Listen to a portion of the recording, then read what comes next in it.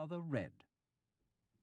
I use no sandalwood that was not from Benares.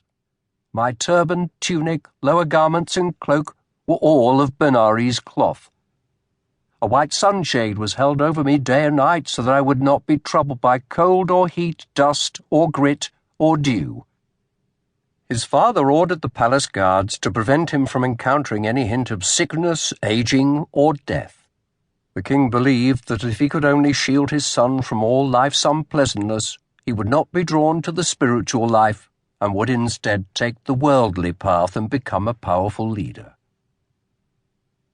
Siddhartha reached the age of 29 and everything seemed to be going according to plan. He had grown up handsome and strong, winning the hand of a beautiful young woman in the traditional manner in an archery contest. His wife had recently given birth to a healthy baby son.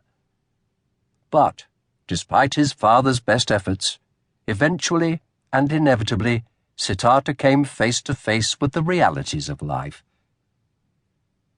While he was out driving one morning with his charioteer in the pleasure park, they encountered a senile old man. Siddhartha asked the charioteer what was wrong with the man. This was what happened to people the longer they lived, he explained. Their minds and bodies steadily declined.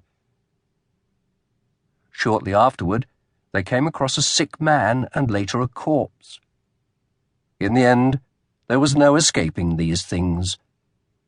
The richest, most powerful man in the world could not hold back sickness, aging, and death. It dawned on Siddhartha that sooner or later even the most beautiful and wonderful things in his life, the most sensual pleasures, would fade. Nothing would be perfect, nothing permanent. Everything he had come to love was subject to change, death, and decay. The king probably noticed a change in his son's demeanor. He seemed distracted, depressed. To cheer him up that evening, Sutatana sent dancers and musicians to entertain him. But as Siddhartha would later recall, when he awoke on his couch in the middle of the night, the performers had all fallen asleep. The minstrels had let their instruments slip through their fingers, and the dancing girls had flopped exhausted to the floor. They were a pitiful sight. Some drivelling at the mouth, spittle besprinkled, some grinding their teeth, some snoring, some muttering in their sleep, some gaping, and some with their dress in disorder. The scene filled Siddhartha with disgust. What had been bright, sensual, and beautiful just hours before had become ugly and debased. So this is what follows in the wake of worldly pleasures, he thought. When he retired to his bedchamber and gazed upon his sleeping wife, desire died in him because all he saw was the old woman she would become.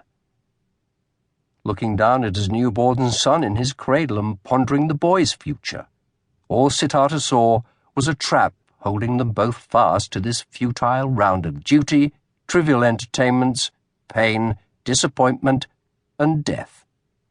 Faced with this sudden mental crisis, the solution seemed obvious. He would run away and start a new life free from the fetters of home and family. He would seek a path out of this cycle of suffering.